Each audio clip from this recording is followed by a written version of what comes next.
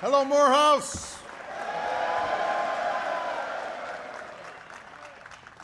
Well, thank you, everybody. Please be seated. I love you back. That is why I'm here.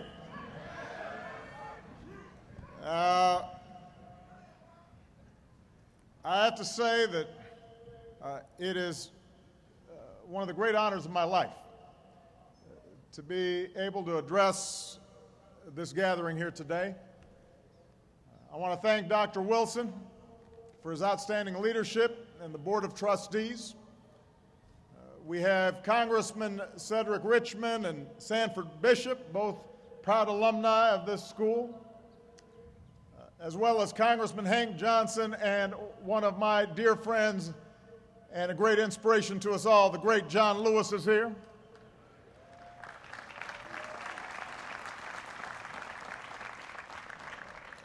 We have your outstanding mayor, Mr. Kasim Reed, in the house.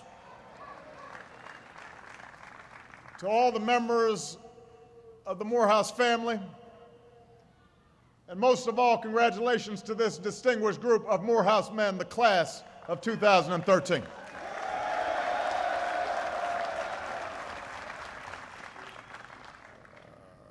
I have to say that it's a little hard to follow, not Dr. Wilson, but a skinny guy with a funny name. Besiga Tadella. He's going to be doing something. I also have to say that you all are going to get wet. And I'd be out there with you if I could. But Secret Service gets nervous. So I'm going to have to stay here dry. But know that I'm there with you in spirit. Some of you are graduating summa cum laude. Some of you are graduating magna cum laude. I know some of you are just graduating thank you laude.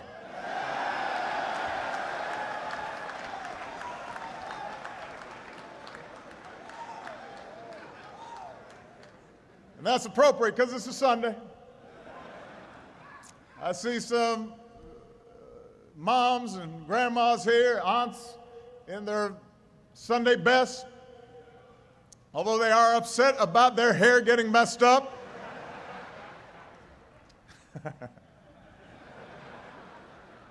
Michelle would not be sitting in the ring. She has taught me about hair. I want to congratulate all of you, the parents, the grandparents, the brothers and sisters, the family and friends who supported these young men in so many ways. This is your day as well. Just think about it. Your sons, your brothers, your nephews, they've spent the last 4 years far from home and close to Spelman, and yet they are still here today.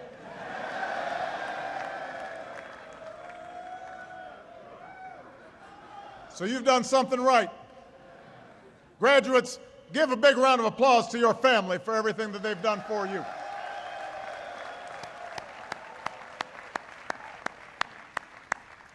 I know that some of you had to wait in long lines to get in today's ceremony.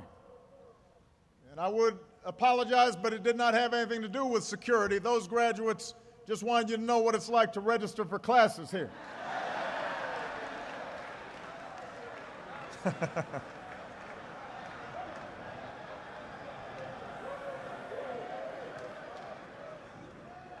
And this time of year brings a different kind of stress. Every senior stopping by Gloucester Hall over the past week, making sure your name was actually on the list of students who met all the graduation requirements.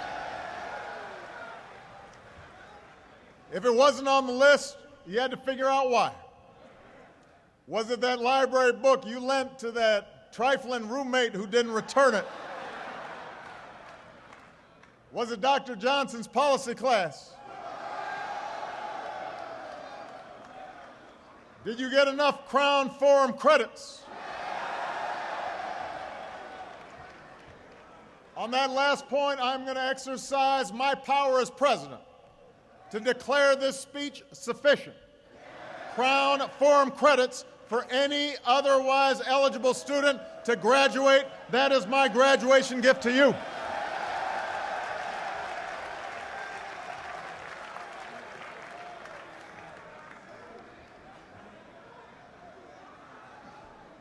You have a special dispensation.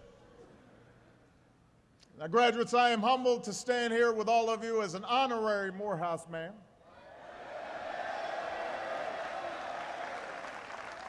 I finally made it.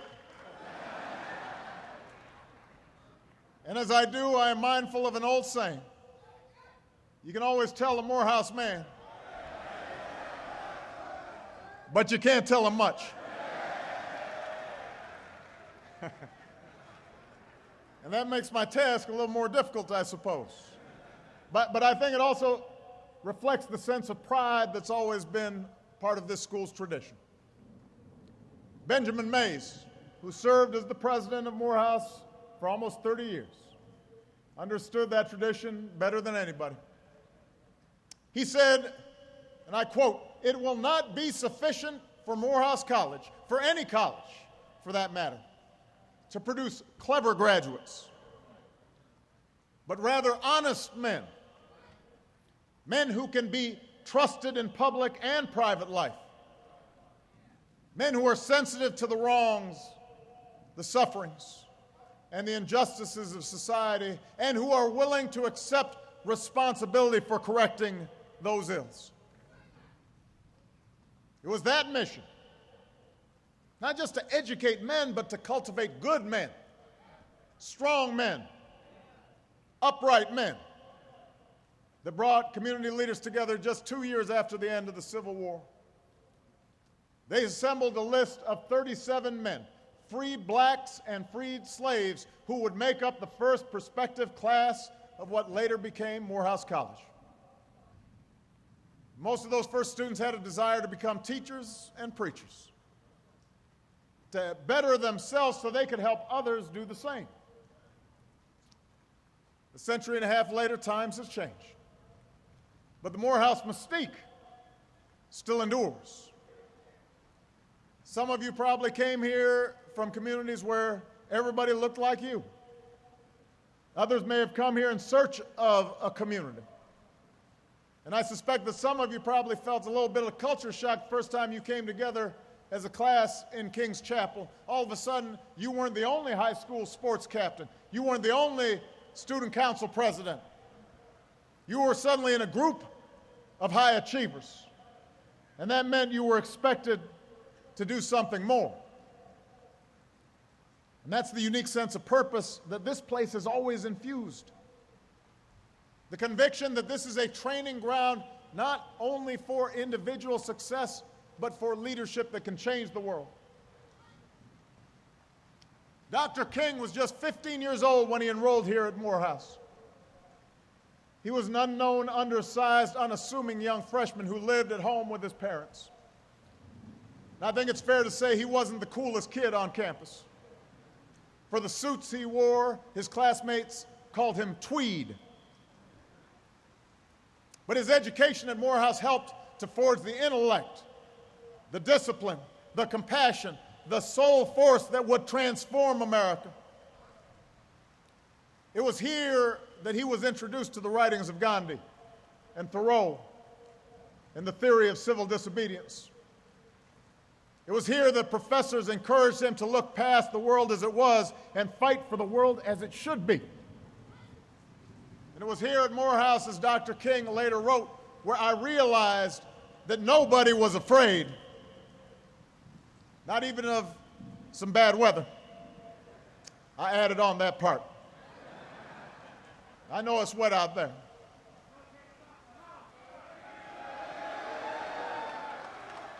But Dr. Wilson told me y'all had a choice and decided to do it out here anyway. That's a Morehouse man talking.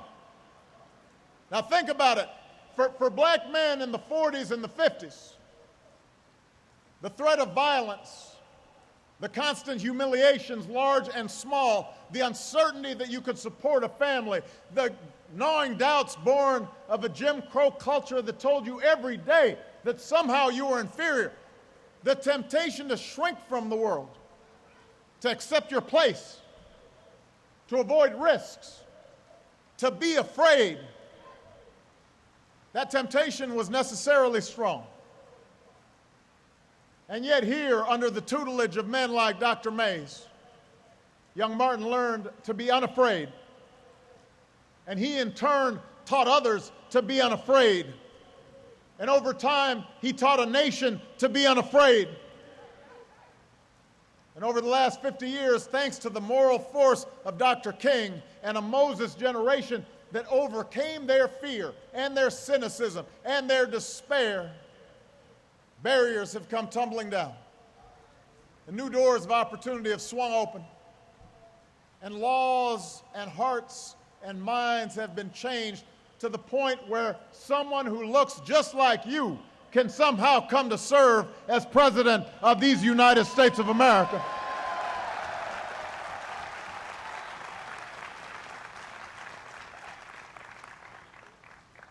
So the history we share should give you hope. The future we share should give you hope. You're graduating into an improving job market. You're living in a time when advances in technology and communication put at your fingertips. Your generation is uniquely poised for success unlike any generation of African Americans that came before it. But that doesn't mean we don't have work. Because if we're honest with ourselves, we know that too few of our brothers have the opportunities that you've had here at Morehouse.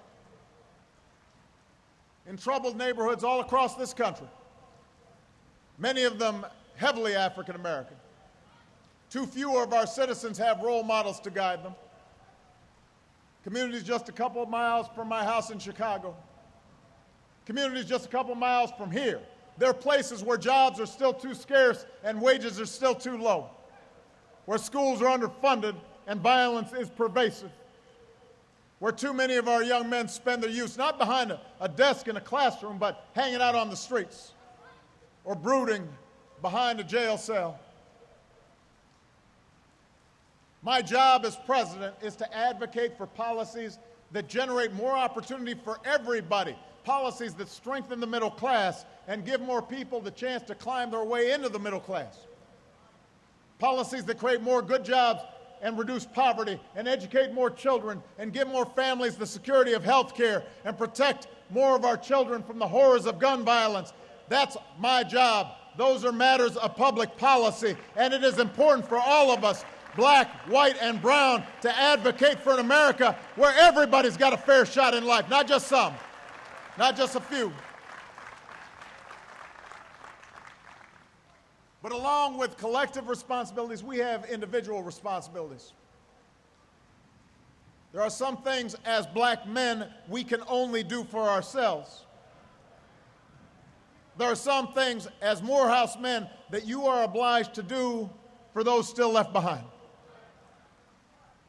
As Morehouse men, you now wield something even more powerful than the diploma you're about to collect, and that's the power of your example.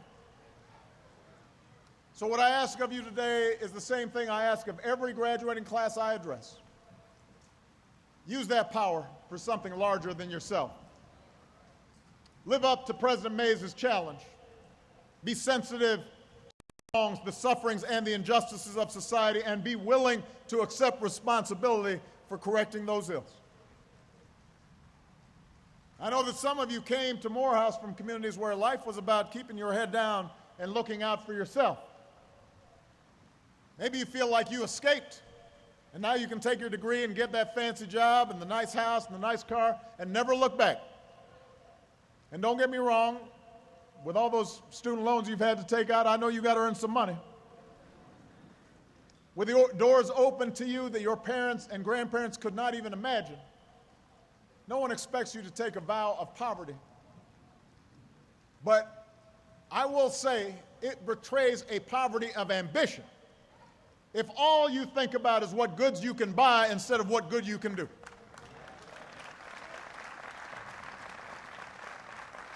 So yes, go get that law degree, but if you do, ask yourself if the only option is to defend the rich and the powerful, or if you can also find some time to defend the powerless.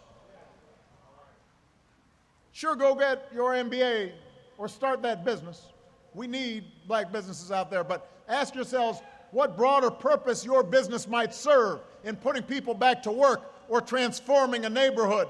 The most successful CEOs I know didn't start out intent just on making money. Rather, they had a vision of how their product or service would change things, and the money followed. Some of you may be headed to medical school to become doctors, but make sure you heal folks in underserved communities who really need it too. For generations, certain groups in this country, especially African Americans, have been desperate in need of access to quality, affordable health care. And as a society, we're finally beginning to change that. Those of you who are under age 26 already have the option to stay on your parents' health care plan. But all of you are heading into an economy where many young people expect not only to have multiple jobs, but multiple careers. So starting October 1st, because of the Affordable Care Act, otherwise known as Obamacare, you'll be able to shop for a quality, affordable plan that's yours and travels with you, a plan that will ensure not only your health, but your dreams if you are sick or go get an accident. But we're going to need some doctors to make sure it works too. We've got to make sure everybody has good health in this country. It's not just good for you, it's good for this country. So you're going to have to spread the word to your fellow young people. Which brings me to the second point. Just as Morehouse has taught you to expect more of yourselves, inspire those who look up to you to expect more of themselves. We know that too many young men in our community continue to make bad choices. And I have to say, growing up, I made quite a few myself. Sometimes I wrote off my own failings as just another example of the world trying to keep a black man down. I had a tendency sometimes to make excuses for me not doing the right thing. But one of the things that all of you have learned over the last 4 years is there's no longer any room for excuses.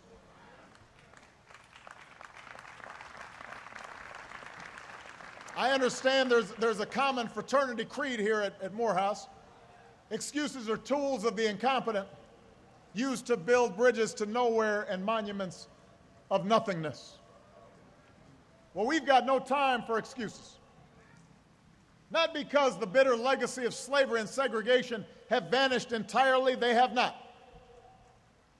Not because racism and discrimination no longer exist. We know those are still out there. It's just that in today's hyper-connected, hyper-competitive world with millions of young people from China and India and Brazil, many of whom started with a whole lot less than all of you did, all of them entering the global workforce alongside you, nobody is going to give you anything that you have not earned. Nobody cares how tough your upbringing was. Nobody cares if you suffered some discrimination. And moreover, you have to remember that whatever you've gone through, it pales in comparison to the hardships previous generations endured, and they overcame them. And if they overcame them, you can overcome them too.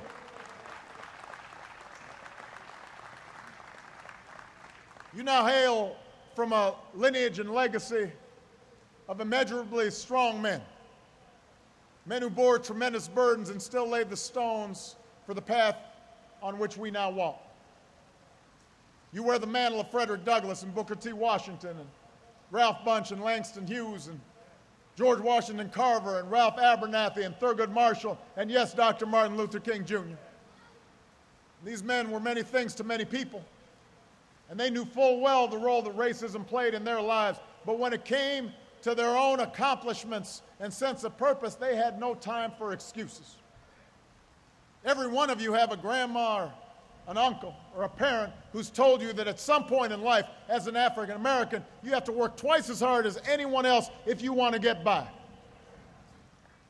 I think President Mays put it even better. He said, whatever you do, strive to do it so well that no man living and no man dead and no man yet to be born can do it any better.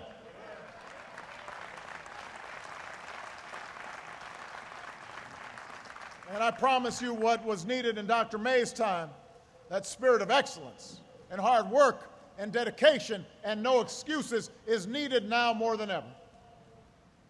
If you think you can just get over in this economy just because you have a Morehouse degree, you're in for a rude awakening. But if you stay hungry, if you keep hustling, if you keep on your grind and get other folks to do the same, nobody can stop you. And when I talk about pursuing excellence and setting an example, I'm not just talking about in your professional life. One of today's graduates, Frederick Anderson. Where's Frederick? Frederick right here. I know it's raining, but I'm going to tell about Frederick. Frederick started his college career in Ohio only to find out that his high school sweetheart back in Georgia was pregnant. So he came back and enrolled in Morehouse to be closer to her. Pretty soon, helping raise a newborn and working night shifts became too much, so he started taking business classes at a technical college instead, doing everything from delivering newspapers to buffing hospital floors to support his family. And then he enrolled at Morehouse a second time. But even with a job, he couldn't keep up with the cost of tuition. So after getting his degree from that technical school, this father of three decided to come back to Morehouse for a third time. As Frederick says, God has a plan for my life, and he's not done with me yet. And today, Frederick is a family man and a working man and a Morehouse man. And that's what I'm asking all of you to do. Keep setting an example for what it means to be a man.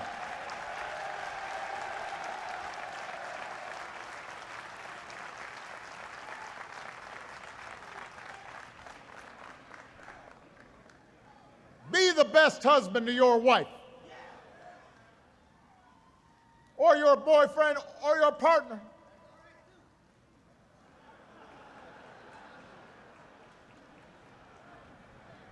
Be the best father you can be to your children, because nothing's more important. I was raised by a heroic single mom, wonderful grandparents, made incredible sacrifices for me. And I know there are moms and grandparents here today who did the same thing for all of you. But I sure wish I had had a father who was not only present, but involved. Didn't know my dad. And so my whole life, I've tried to be for Michelle and my girls what my father was not for my mother and me. I want to break that cycle where a father's not at home, where a father's not helping to raise that son or daughter. I want to be a better father, a better husband, a better man. It's hard work that demands your constant attention and frequent sacrifice. And I promise you, Michelle will tell you I'm not perfect. She's got a long list of my imperfections. Even now, I'm still practicing, I'm still learning, still getting corrected in terms of how to be a fine husband and a good father. But I will tell you this, everything else is unfulfilled if we fail at family, if we fail at that responsibility. I know that when I am on my deathbed someday, I will not be thinking about any particular legislation I passed. I will not be thinking about a policy I promoted. I will not be thinking about the speech I gave. I will not be thinking about the Nobel Prize I received. I will be thinking about that walk I took with my daughters. I'll be thinking about a lazy afternoon with my wife. I'll be thinking about sitting around the dinner table and seeing them happy and healthy and knowing that they were loved. And I'll be thinking about whether I did right by all of them. So be a good role model. Set a good example for that young brother coming up. If you know somebody who's not on point, go back and bring that brother along. Those who've been left behind, who haven't had the same opportunities as we have, they need to hear from you. You've got to be engaged on the barbershop. on the basketball court, at church. Spend time and energy and presence to give people opportunities and a chance. Pull them up, expose them, support their dreams. Don't put them down. We've got to teach them just like what we have to learn, what it means to be a man, to serve your city like Maynard Jackson, to shape the culture like Spike Lee, to be like Chester Davenport, one of the first people to integrate the University of Georgia Law School. When he got there, nobody would sit next to him in class, but Chester didn't mind. Later on, he said, it was the right thing for me to do. Someone needed to be the first, and today Chester is here celebrating his 50th reunion. Where's Chester Davenport? He's here.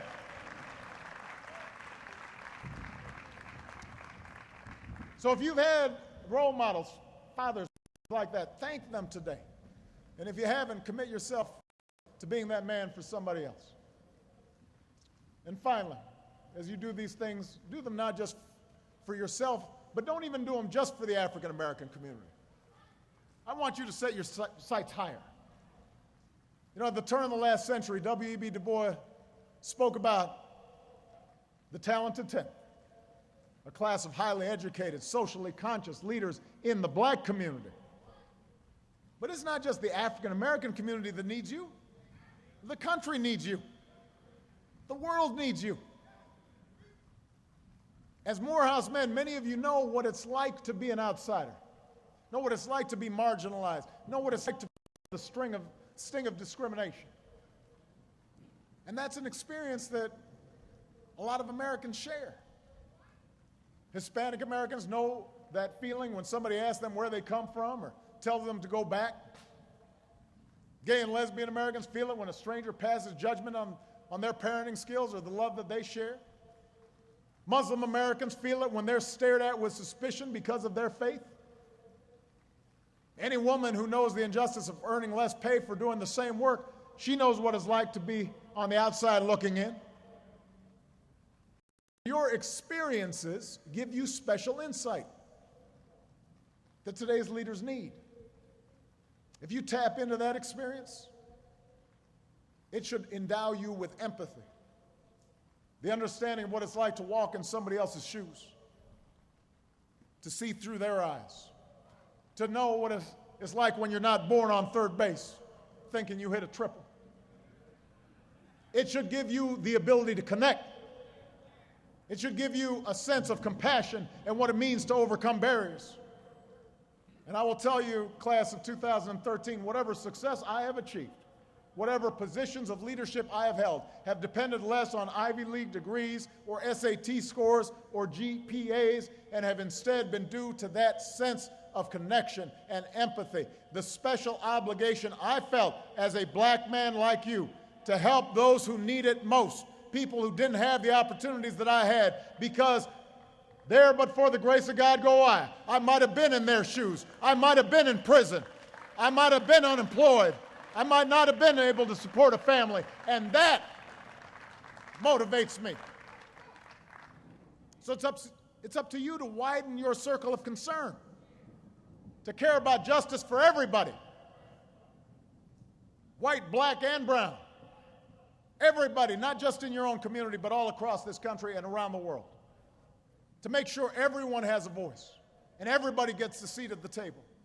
That everybody, no matter what you look like or where you come from, what your last name is, it doesn't matter. Everybody gets a chance to walk through those doors of opportunity if they are willing to work hard enough. When Leland Shelton was 4 years old, where's Leland? Stand up, Leland. When Leland Shelton was 4 years old, social services took him away from his mama, put him in the care of his grandparents. By age 14, he was in the foster care system. 3 years after that, Leland enrolled in Morehouse. And today he is graduating Phi Beta Kappa on his way to Harvard Law School.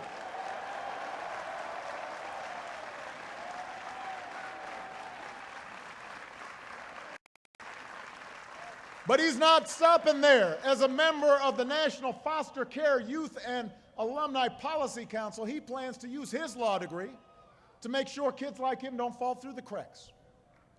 And it won't matter whether they're black kids or brown kids or white kids or Native American kids, because he'll understand what they're going through, and he'll be fighting for them. He'll be in their corner. That's leadership. That's a Morehouse man right there.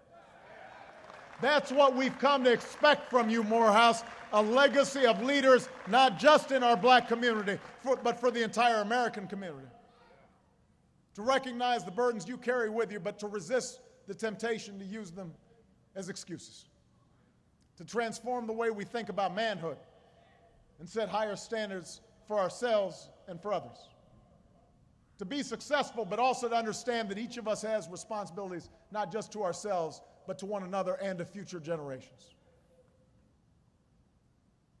Men who refuse to be afraid. Men who refuse to be afraid. Members of the class of 2013, you are heirs to a great legacy. You have within you that same courage and that same strength, the same resolve as the men who came before you. That's what being a Morehouse man is all about. That's what being an American is all about. Success may not come quickly or easily, but if you strive to do what's right, if you work harder and dream bigger, if you set an example in your own lives and do your part to help meet the challenges of our times, then I'm confident that together we will continue the never-ending task of perfecting our union. Congratulations, class of 2013. God bless you. God bless Morehouse, and God bless the United States of America.